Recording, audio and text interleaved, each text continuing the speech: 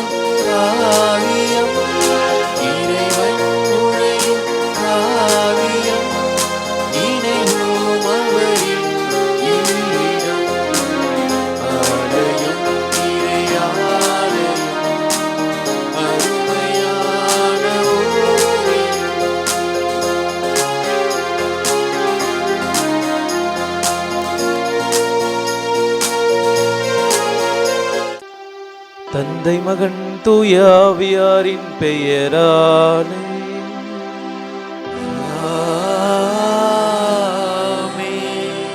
நம் ஆண்டவராகிய இயேசு கிறிஸ்துவின் அருளும் கடவுளின் அன்பும் தூய ஆவியாரின் நட்புறவும் உங்கள் அனைவரோடும் இருப்பதாக. உம் ஆன்மாவோடும் இருப்பதாக. இறையேசுவில் பிரியமானவர்களே, மாதா தொலைக்காட்சி நேயர்களே, இயேசுவின் இறைப்பணிக்கு அர்ப்பணிக்க தங்கள் சுயத்தை இழந்து இயேசுவின் பணிக்காக பின்தொடர்ந்த சீடர்களைப் போல நாமும் இந்த நற்கருணை கொண்டாட்டத்தின் வழியாக அவர் பின் சென்று நற்செய்தியின் தூதுவர்களாக மாற வரம் கேட்டு தொடர்கின்ற கல்வாரி பலியின் நினைவு பலியில் பக்தியோடு இணைவோம். இறையாசீர் பெறுவோம். இறையேசு கிறிஸ்துவில் பிரியமானவர்களே, இன்று நம்முடைய தாய் திறவை புனித இலாரி ஆயர் மறைவல்லுனர் அவருடைய நினைவு நாளை நினைவு கூறுகின்றது.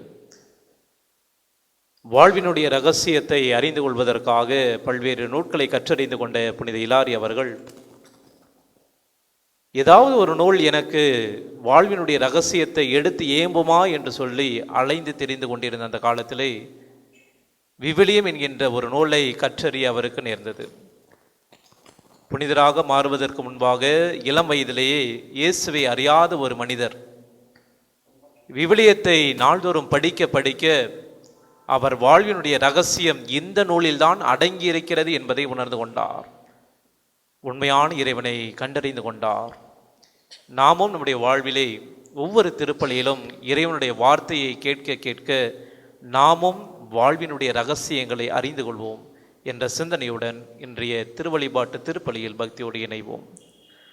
தூய மறை நிகழ்வுகளை கொண்டாட நாம் தகுதி பெறும் பொருட்டு நம் பாவங்களை ஏற்றுக்கொள்வோம், மனம் மருந்துவோம், இறைவனிடம் மன்னிப்பு வேண்டுவோம். எல்லாம் வல்ல இறைவனிடமும் நான் பாவி என ஏற்றுக்கொள்கிறேன், ஏனெனில் என் சிந்தனையாலும் சொல்லாலும் செயலாலும் கடமையில் தவறியதாலும் பாவங்கள் பல செய்தேன். என் பாவமே என் பாவமே என் பெரும் பாவமே.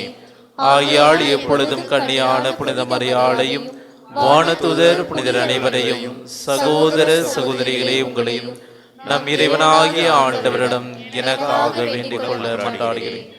எல்லாம் அல்ல இறைவன் நம் மீது இரக்கம் வைத்து நம் பாவங்களை மன்னித்து நம்மை நிலை வாழ்வுக்கு அழைத்து செல்வாராக. ஆமென்.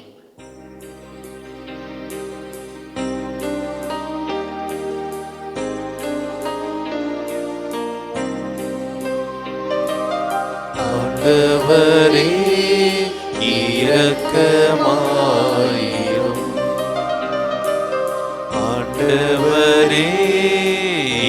இரக்கமாயிரும்.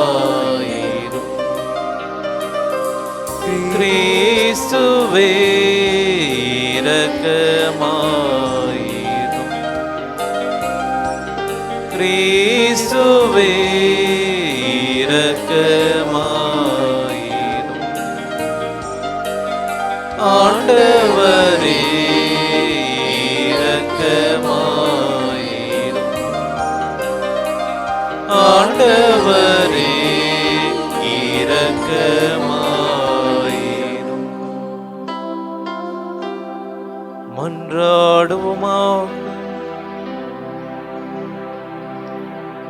எல்லாம் வல்ல இறைவா, ஆயரான புனித இலாரியும் திருமகனின் இறைத்தன்மையை உறுதியுடன் எடுத்துரைத்தார். அதனால் நாங்கள் அதை சரியாக புரிந்து கொள்ளவும் உண்மையுடனும் அறிவிக்கவும் ஆற்றல் பெறுவோமாக. உம்மோடு தூய ஆவியாரின் ஒன்றைப்பு இறைவனாய் என்றென்றும் வாழ்ந்து ஆட்சி செய்கின்ற எங்கள் ஆண்டவரும் உம் திருமகனுமாகிய இயேசு கிறிஸ்து வழியாக உம்மை மன்றாடுகின்றோம்.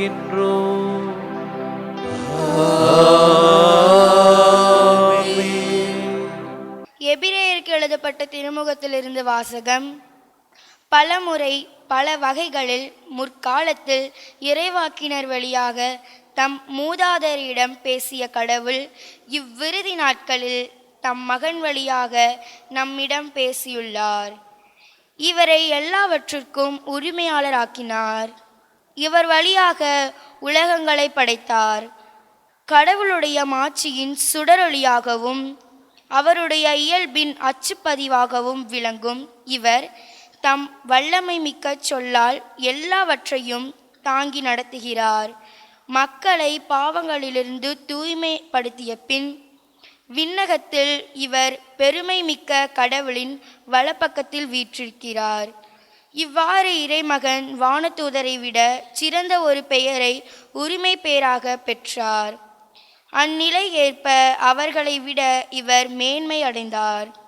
ஏனெனில் கடவுள் வானதூதர் எவரிடமாவது நீ என் மைந்தர், இன்று நான் உம்மை பெற்றெடுத்தேன் என்றும் நான் அவருக்கு தந்தையாயிருப்பேன், அவர் எனக்கு மகனாய் இருப்பார் என்று எப்போதாவது கூறியதுண்டா?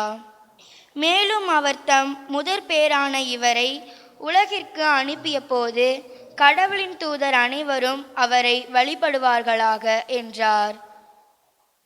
ஆண்டவரின் அருள்வாக்கு. இறைவனுக்கு நன்றி.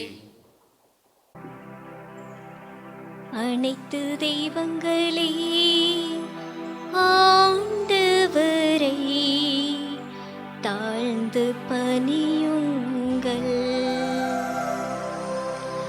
அனைத்து தெய்வங்களே ஆண்டவரை தாழ்ந்து பணியுங்கள்.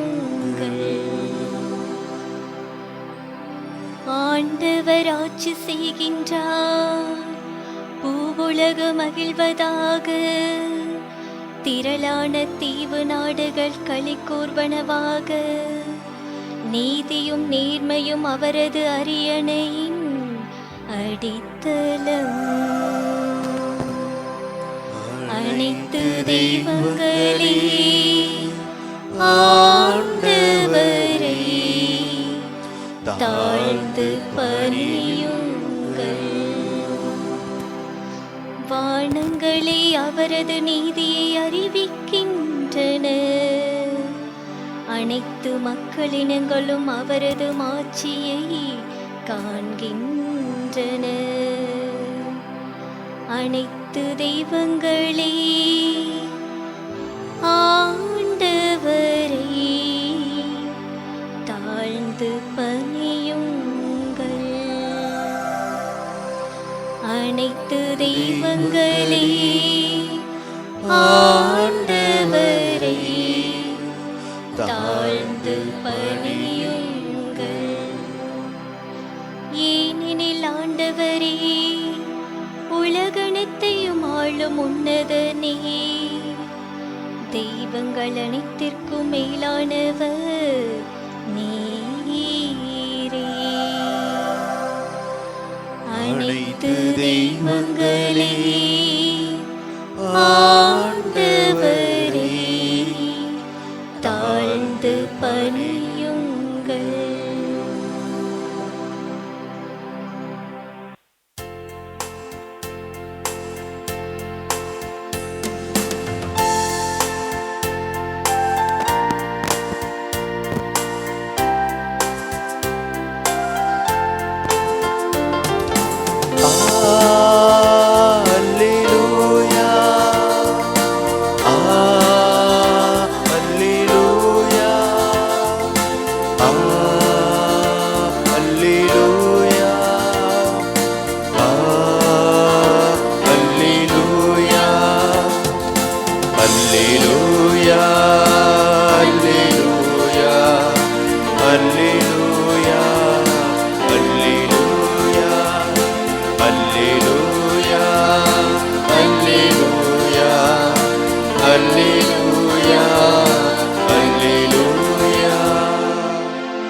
காலம் நிறைவேறிவிட்டது, இறையாட்சி நெருங்கி வந்து விட்டது. மனமாறி நற்செய்தி நம்புங்கள் என்கிறார் ஆண்டவர். அல்லேலூயா அல்லேலூயா அல்லேலூயா அல்லேலூயா அல்லேலூயா.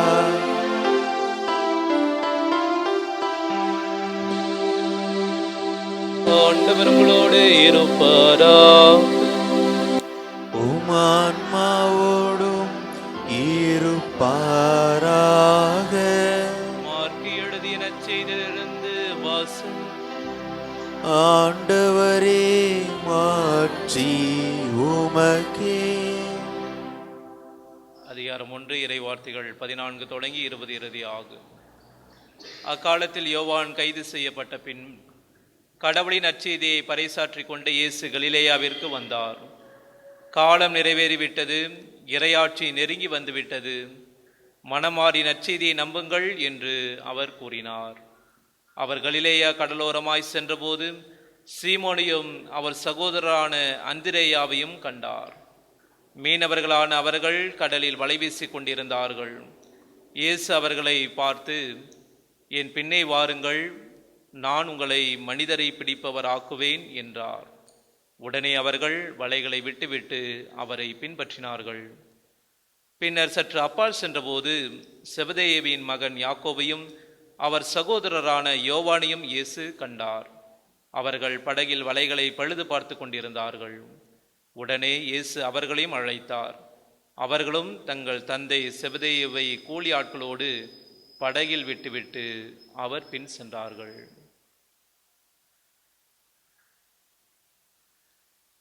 ஆண்டவரின் அருள்வாக்கு. கிறிஸ்துவே உமக்கு புகழ். இயேசு கிறிஸ்துவில் பிரியமானவர்களே, மாதா தொலைக்காட்சியில் இறைவனுடைய வார்த்தையை கேட்பதற்காக அவளோடு இருக்கின்ற அன்பனையர்களே, கடவுளுடைய வார்த்தை உயிருள்ளது, ஆற்றல் வாய்ந்தது, இரு பக்கமும் வெட்டக்கூடிய எந்த கூரிய வாளினாலும் கூர்மையானது என்று சொல்லி நாம் இறைவார்த்தையை வாசிக்கின்றோம். இன்றைய நாளிலே நான் தொடக்க முன்னுரையிலே கூறியது போல புனித இலாரி அவர்கள் 315ஆம் ஆண்டு இந்த வாழ்க்கையிலே தொடங்கிய பொழுது கிறிஸ்துவை அறியாத பெற்றோருக்கு பிறந்திருக்கிறார். அவருடைய பெற்றோர்கள் மிகப்பெரிய ஒரு செல்வந்தர்கள். தன்னுடைய மகனுக்கு உயரிய கல்வியை தர வேண்டும் என்று சொல்லி ஆசைப்பட்டவர்கள். அவரும் தனக்கு பிடித்தமான பல்வேறு துறைகளில் கல்வியை அறிந்து கொண்டார், அறிவை பெருக்கிக் கொண்டிருந்தார். அதெல்லாம் அவருக்கு ஒரு நிறைவை தரவில்லை. அவருடைய வாழ்க்கை வரலாற்றை படிக்கும் பொழுது இந்த வாழ்வினுடைய ரகசியம் என்ன, ஏதாவது ஒரு புத்தகம் எனக்கு வெளிப்படுத்துமா என்று சொல்லி ஒரு தீராத வேட்கையோடு அனுதினமும் கற்றறிந்து கொண்டே இருந்தார். ஒவ்வொரு இரவும் படுத்து உறங்கும் பொழுது அந்த சிந்தனை அவரை உறங்க விடவில்லை. மீண்டும் மீண்டுமாக இந்த வாழ்வினுடைய அர்த்தம் என்ன, இந்த வாழ்வினுடைய ரகசியம் என்ன என்பதை அவர் தேர்ந்து தெளிந்து கொண்டிருந்தார். அப்படி அவர் கண்டுபிடித்த ஒரு அற்புதமான ஒரு நூல்தான் விவிலியம். இயேசு கிறிஸ்துவில் பிரியமானவர்களை, அந்த விவிலியத்தை கையில் எடுக்கின்றார். ஒவ்வொரு பக்கமாக அவர் படிக்க ஆரம்பித்தவுடனே கடவுள் அவர் வழியாக வாழ்வினுடைய ரகசியங்களை ஒவ்வொன்றாக அவருக்கு அந்த விவிலிய நூலின் வழியாக எடுத்து எம்புகின்றார். உண்மையான இறைவனை கண்டுணர்ந்து கொள்கின்றார். பாய்ஸ் டியர் என்கின்ற ஒரு நகருக்கு ஆயராக அவரை உயர்த்துகிறார்கள். கிறிஸ்துவ மறையை தேர்ந்து கொள்கிறார். ஆயரான பின்பு பல்வேறு நலப்பணிகளை அவர் செய்கின்றார். தான் அறிந்த கிறிஸ்துவை இந்த உலகிற்கு அவர் அறுதியிட்டு அறிக்கையிடுகின்றார். ஆரிய பதம் அதிகமாக பரவி கொண்டிருந்த அந்த காலத்திலே இயேசுனுடைய இறைத்தன்மையை எதிர்த்து போராடி கொண்டிருந்த நபர்களுக்கு இவர் இயேசு கடவுள் தன்மையிலும் மனித தன்மையிலும் இரண்டு சாயலிலுமே இருக்கிறார் என்பதை தன்னுடைய தீராத அந்த பேச்சினால் அறுதியிட்டு இயேசுவுக்காக சான்று பகர்ந்தவர். இயேசுவுக்காக சான்று பகரும்போது மக்கள் அவரை சும்மா விட்டு விடுவார்களா? அவரை அருகில் இருந்த ஒரு தீவிற்கு, பிரிஜியா என்கின்ற அந்த தீவிற்கு நாடு கடத்துகிறார்கள். சொல்ல முடியாத வேதனைகளை ஆயராக இருந்த பொழுதும் அவர் அனுபவிக்கின்றார். அப்பேற்பட்ட அந்த தீராத வேதனைகளுக்கு மத்தியிலும் அவருக்கு எழுந்த ஒரு சிந்தனை, நாம் இப்பேற்பட்ட இந்த காலங்களில் கூட கடவுளுக்காக ஏதாவது ஒரு விஷயங்களை நாம் செய்ய முடியும் என்பதை உணர்ந்து தமத்திருத்துவம் என்கின்ற ஒரு நூலை அவர் எழுதுகிறார். இன்றளவும் திரு அவையினுடைய ஒரு மிகப்பெரிய ஒரு பொக்கிஷமாக அந்த நூலானது இருந்து கொண்டிருக்கிறது.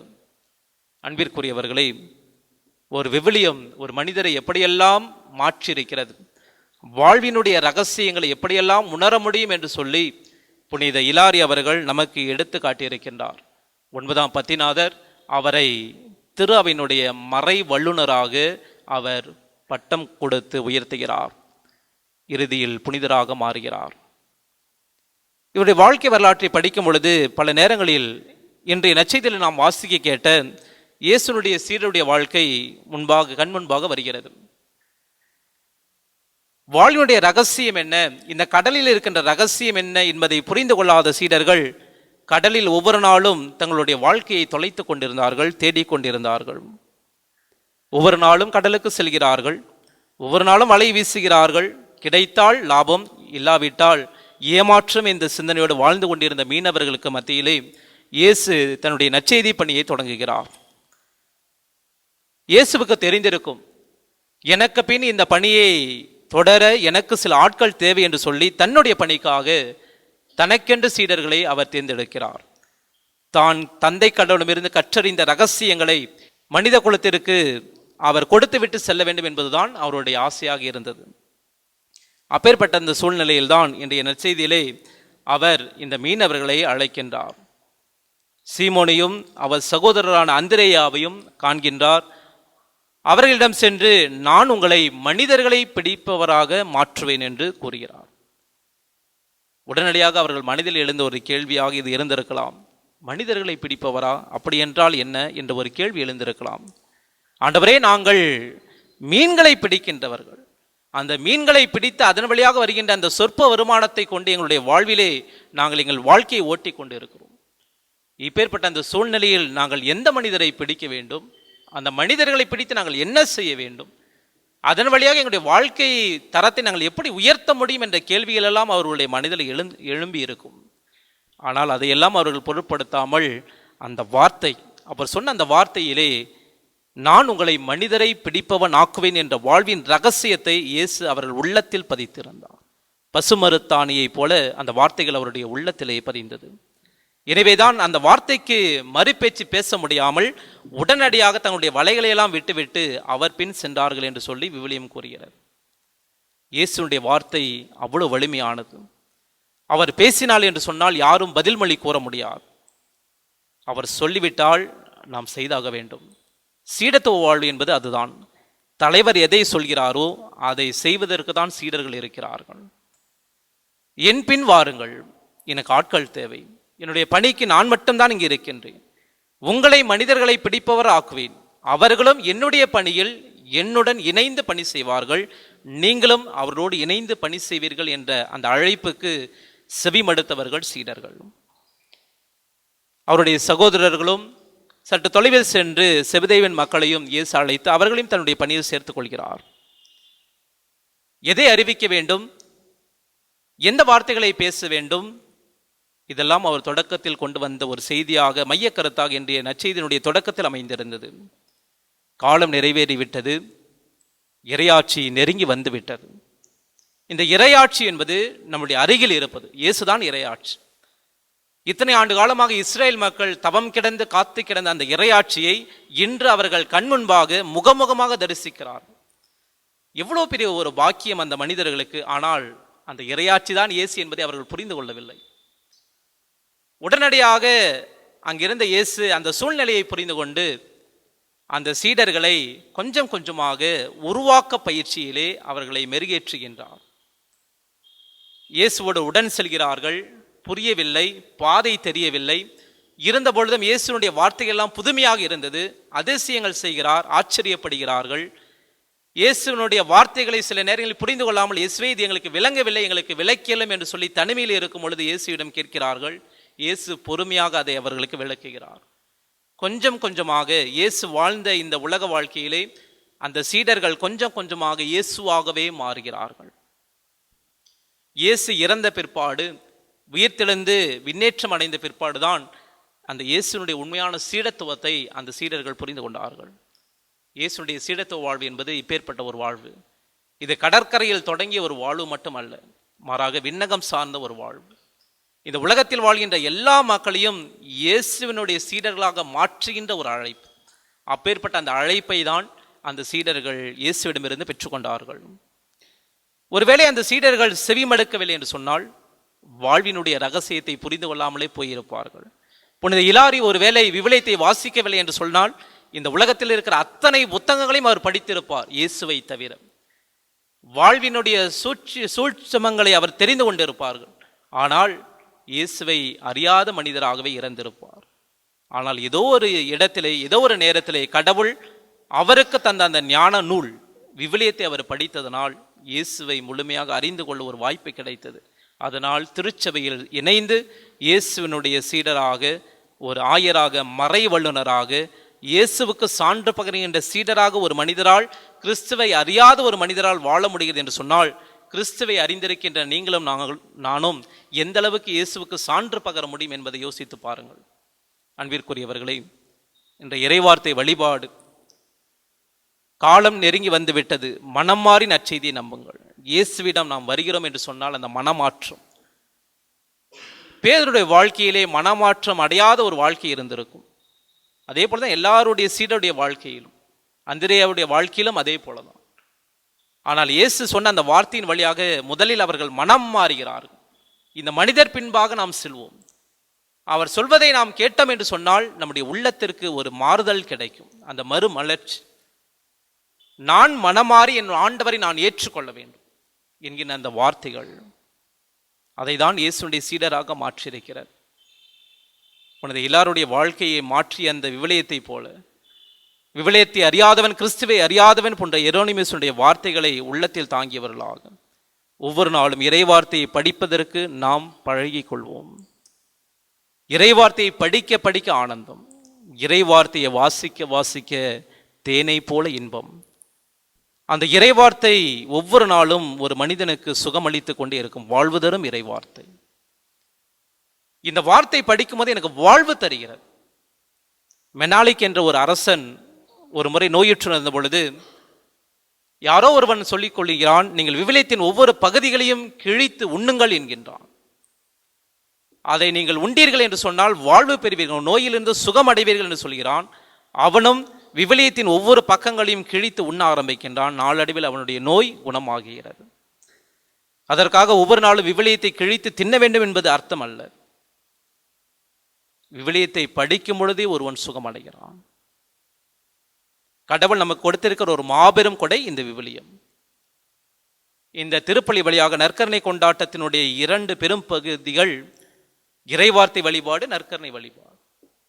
இந்த இறைவார்த்தை வழிபாடு வழியாக கடவுள் இன்று நாம் எப்படி வாழ வேண்டும், இந்த உலகத்தில் நாம் எப்படியெல்லாம் செயலாற்ற வேண்டும் என்பதை தன்னுடைய சீடர்களாகிய நம் மக்களுக்கு ஆண்டவர் வெளிப்படுத்துகிறார். அப்ப இறைவார்த்தையை கேட்டு அதன்படி நடக்கின்றவர்களே இயேசுனுடைய உண்மையான சீடர்கள். பாறை மீது தங்களுடைய வீடுகளை கட்டிய மக்களுக்கு ஒப்பானவர்கள். இறை வார்த்தை கேட்டு அதன்படி நடக்காத மக்கள் மணல் மீது தங்களுடைய வீடுகளை கட்டியவர்களுக்கு ஒப்பானவர்கள்.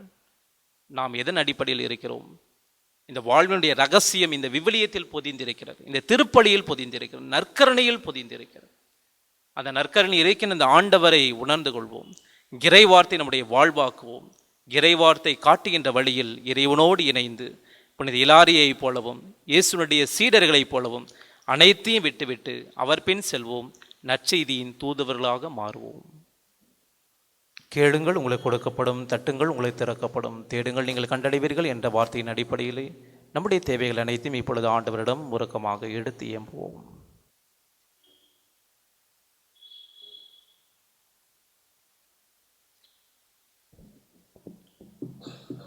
அழைத்தவரே இறைவா, எம் தாய் திரு அவையை வழிநடத்தி வரும் திருத்தந்தை, ஆயர்கள், குருக்கள், திருத்தொண்டர்கள் ஆகிய அனைவரும் அழைத்ததில் நிலைத்திருக்கவும் பெற்றுக்கொண்ட அழைப்பிற்கேற்ப வாழவும் வளம் தர இறைவா உம்மை மன்றாடுகிறோம்.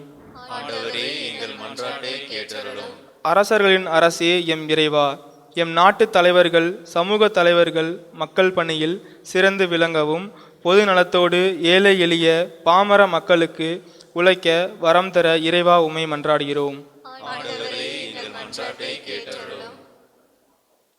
திருக்குடும்பத்தின் தலைவரே எம் இறைவா, எம் பங்கில் உள்ள குடும்பங்கள் ஞானத்திலும் பக்தியிலும் ஒற்றுமை, சமாதானம், மன்னிப்பு போன்ற குணங்களில் நாளுக்கு நாள் வளர்ந்து வரம் தர வேண்டி இறைவா உம்மை மன்றாடுகிறோம். ஏழைகளின் பாதுகாவலே எம் இறைவா, எமது பகுதியில் வாழும் ஏழைகள், அனாதைகள், கைவிடப்பட்டோர், முதியவர்கள் இனம் கண்டு எங்களால் முடிந்த உதவிகளை செய்ய ஆற்றலை தர இறைவா உம்மை மன்றாடுகிறோம். தூதிருப்பவரே எம் இறைவா, மாதா தொலைக்காட்சி வழியாக இத்திருப்பலியில் பங்கெடுத்து கொண்டிருக்கும் ஒவ்வொரு குடும்பத்தையும் ஆசீர்வதித்து அவர்களின் தேவைகளை நீர்தாமே செவி கொடுத்து செவிசாய்க்க வேண்டுமென்று இறைவா உம்மை மன்றாடுகிறோம். ஆண்டவரே எங்கள் மன்றாட்டை கேட்டருளும். கண்களை மூடுவோம், கரம் குவிப்போம். நம்முடைய தனிப்பட்ட தேவைகளை மௌனமாக ஆண்டவரிடம் ஏறெடுத்து மன்றாடுவோம். என்றும் வாழும் எல்லாமல்ல இறைவா, நாங்கள் இப்பொழுது நம்பிக்கையோடும் இடம் வேண்டிக் கொண்ட அனைத்து மன்றாட்டுகளையும் எங்கள் ஆண்டவர் கிறிஸ்து வழியாக இடம் மன்றாடுகின்றோம். ஆமென்.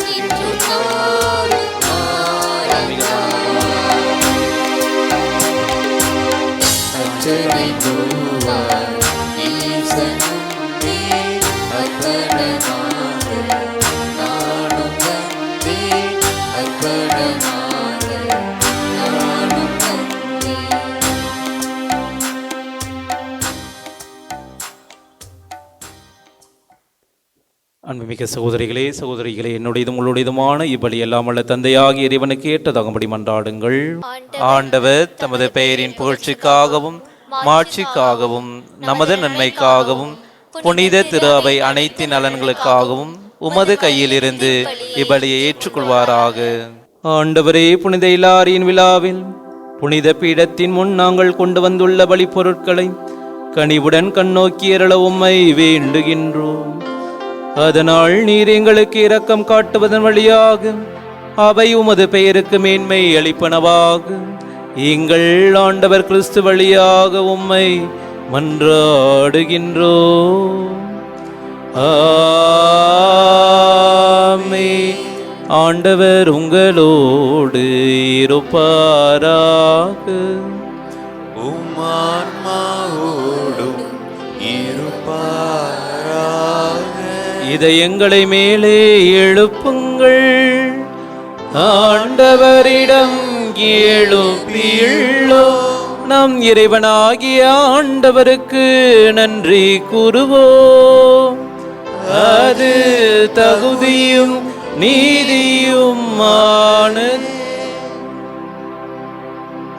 ஆண்டவரே, தூயவரான தந்தை, என்றுமுள்ள எல்லாமல்ல இறைவா, எங்கள் ஆண்டவராகிய கிறிஸ்து வழியாக எந்நாளும் எவ்விடத்திலும் நாங்கள் உமக்கு நன்றி செலுத்துவது மெய்யாகவே தகுதியும் நீதியுமாகும். எங்கள் கடமையும் மீட்புக்குரிய செயலுமாகும். ஏனெனில் புனித இலாரி உடைய விழாவில் உமது திரு அவை மகிழ்ந்திருக்க செய்கின்றீர். அவருடைய இறை பற்றுமிக்க வாழ்க்கை நெறியின் எடுத்துக்காட்டால் அதற்கு வலுவூட்டுகின்றீர். அவருடைய படிப்பினையால் பயிற்றுவிக்கின்றீர். அவருடைய மன்றாட்டால் பாதுகாத்து வருகின்றீர். ஆகவே வானதூதர் அணிகளோடும் புனிதரின் பெரும் திரளோடும் நாங்கள் சேர்ந்து உமக்கு புகழ்ச்சி பண்ணிசைத்து முடிவின்றி பாடுவதாவது: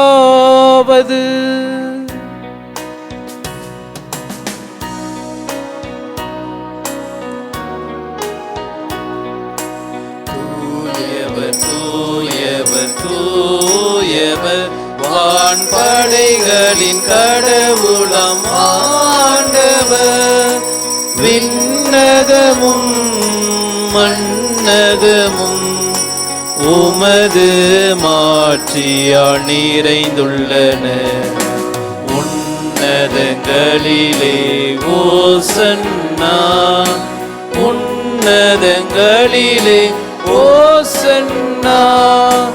ஆண்டவர் பெயரால் வருகின்றவர் ஆசீர் பெற்றவர். உன்னதங்களிலே ஓசன்னா, உன்னதங்களிலே ஓசன்னா.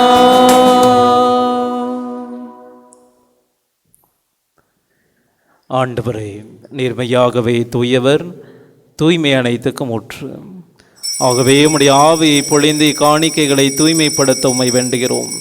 இவ்வாறு எங்கள் ஆண்டவர் இயேசு கிறிஸ்துவின் உடலும் இரத்தமுமாக எங்களுக்கு இவை மாறுபனவாக. அவர் பாடுபட உளம் கனிந்து தம்மை கையளித்த போது அப்பத்தை எடுத்து நன்றி செலுத்தி அதை பிட்டு தம் சீடர்களுக்கு அளித்து அவர் கூறியதாவது: அனைவரும் இதிலிருந்து பெற்று உண்ணுங்கள், ஏனெனில் இது உங்களுக்காக கையளிக்கப்படும் என் உடல்.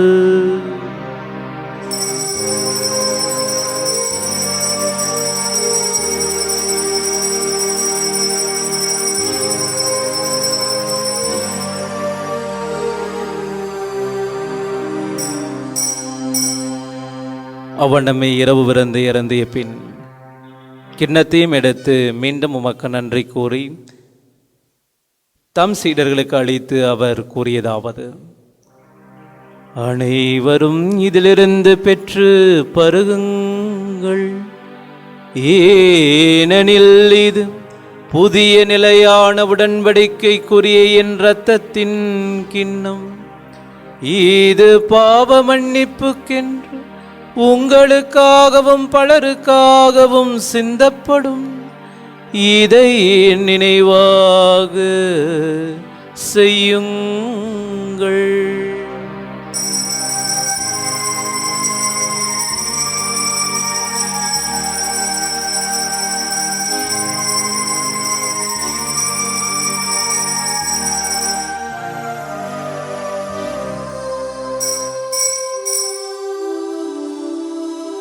நம்பிக்கையின் மறை பொருள்.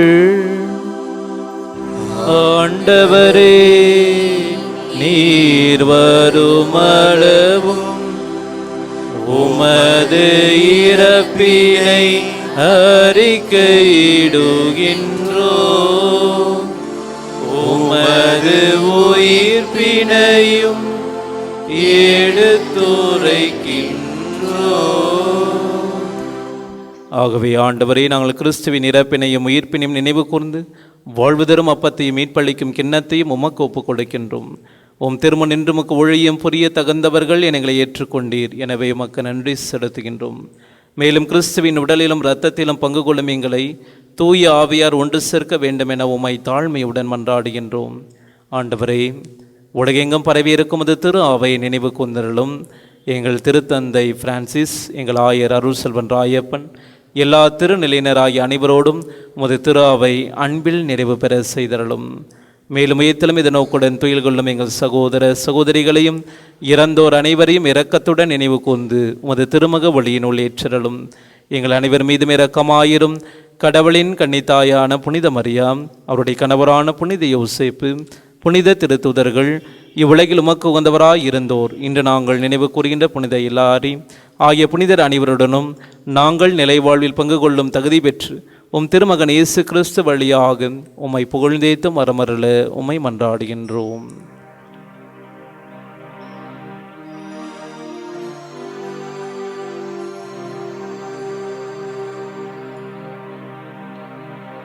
இவர் வழியாக இவரோடு இவரில் எல்லாம் வல்ல இறைவனாகிய தந்தையே, தூய ஆவியாரின் ஒன்றிப்பில் எல்லா புகழும் மாட்சியும் என்றென்றும் உமக்கு உரியதே.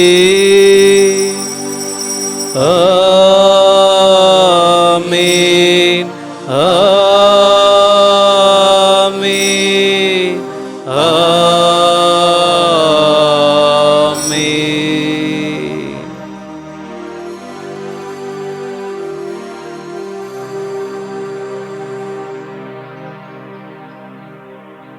மீட்பரின் கட்டளையால் கற்பிக்கப்பட்டு இறை படிப்பினையால் பயிற்சி பெற்ற நாம் துணிந்து பாடுவோம். விண்ணுலகில் இருக்கிற எங்கள் தந்தையே, உமது பெயர் தூயது என போற்ற பெருக, உமது ஆட்சி வருக, உமது திருவுளம் விண்ணுலகில் நிறைவேறுவது போல மண்ணுலகிலும் நிறைவேறுக. எங்கள் அன்றாட உணவை இன்று எங்களுக்கு தாரும். எங்களுக்கு எதிராக குற்றம் செய்வோரை நாங்கள் மன்னிப்பது போல எங்கள் குற்றங்களை மன்னியும். எங்களை சோதனைக்கு உட்படுத்தாதேயும், தீமையிலிருந்து எங்களை விடுவித்தருளும். ஆண்டவரே, தீமை அனைத்திலும் இருந்தும் எங்களை விடுவித்து எங்கள் வாழ்நாளில் அமைதியை கனிவுடன் அருள உம்மை மன்றாடுகின்றோம். உமது இரக்கத்தின் உதவியால் நாங்கள் பாவத்திலிருந்து எப்போதும் விடுதலை பெற்று யாதொரு கலக்கமுமின்றி நலமாயிருப்போமாக. நாங்கள் இது நோக்கி இருக்கும் பேரின்பத்திற்காகவும் எமீட்பராகிய இயேசு கிறிஸ்துவின் வருகைக்காகவும் காத்திருக்கின்றோம்.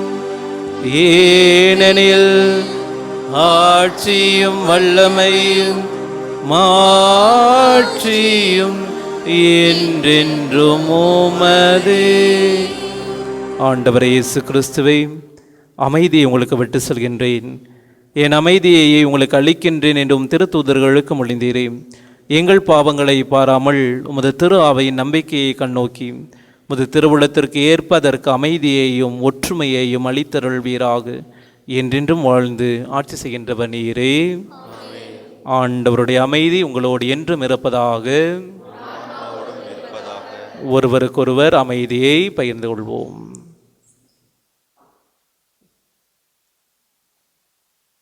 உலகின் பாவங்களை போக்கும் இறைவனின் செம்மறியே, எங்கள் மேல் இரக்கமாயிரும். உலகின் பாவங்களை போக்கும் இறைவனின் செம்மறியே, எங்கள் மேல் இரக்கமாயிரும். உலகின் பாவங்களை போக்கும் இறைவனின் செம்மறியே, எங்களுக்கு அமைதியை அளித்தருளும்.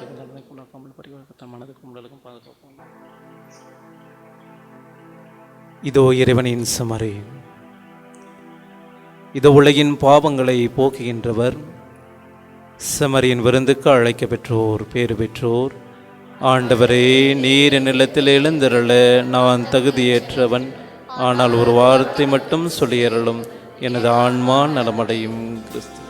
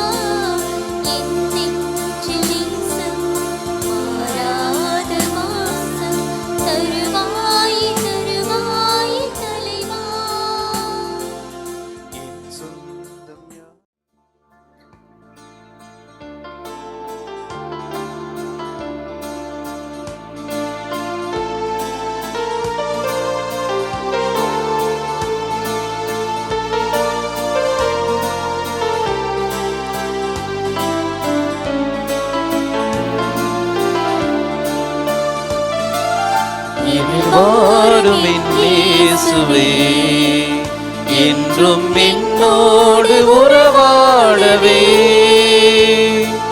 நீரின்றி ஒன்றில்லையே, இங்கு நீதானே என்னில்லையே. எனில் வாரும் இயேசுவே.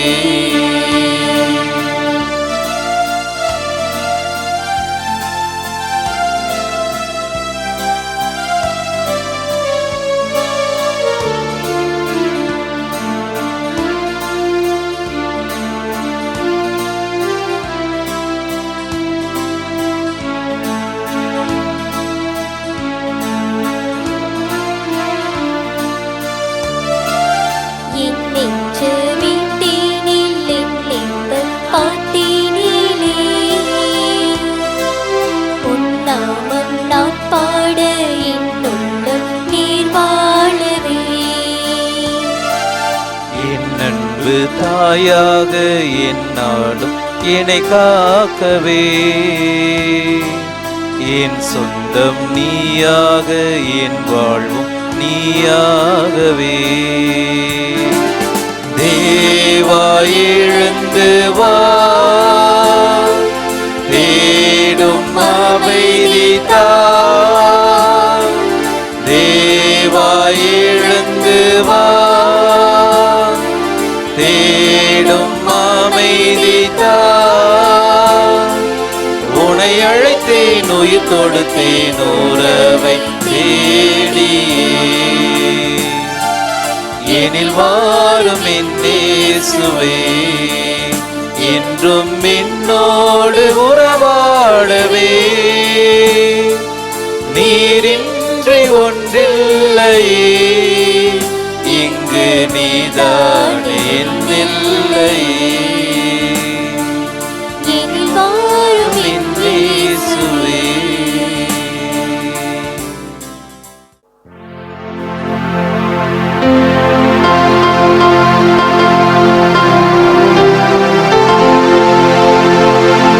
கிறிஸ்துவின் ஆன்மாவே என்னை புனிதமாக்கும்.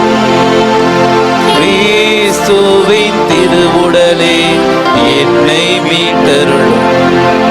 கிறிஸ்துவின் திரு ரத்தமே எனக்கு எழுச்சியூட்டும். கிறிஸ்துவின் நிலாவின் தண்ணீரே என்னை கழுவிடுமே. கிறிஸ்துவின் பாடுகளே என்னை தேற்றிடுமே. ஓ நல்ல இயேசுவே, எனக்கு செவிசாயும். உம் திரு காயங்களுள் என்னை மறைத்தருளும். உம்மிடமிருந்து என்னை பிரிய விடாதேயும். தீய பகைவரிடமிருந்து என்னை காத்தருளும். எனது இறப்பின் வேளையில் என்னை அழைத்தருளும். உம்மிடம் வர எனக்கு கட்டளையிட்டருளும். புனிதர்களோடு எக்காலமும் உம்மை புகழச் செய்யும். ஆமென்.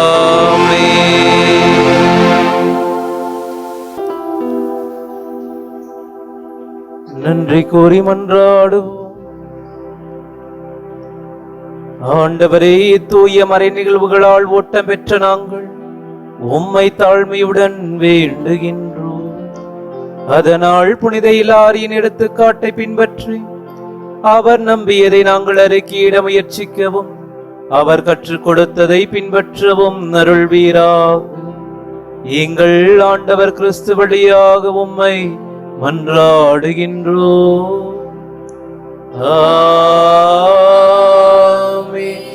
ஆண்டவர் உங்களோடு இருப்பாராக.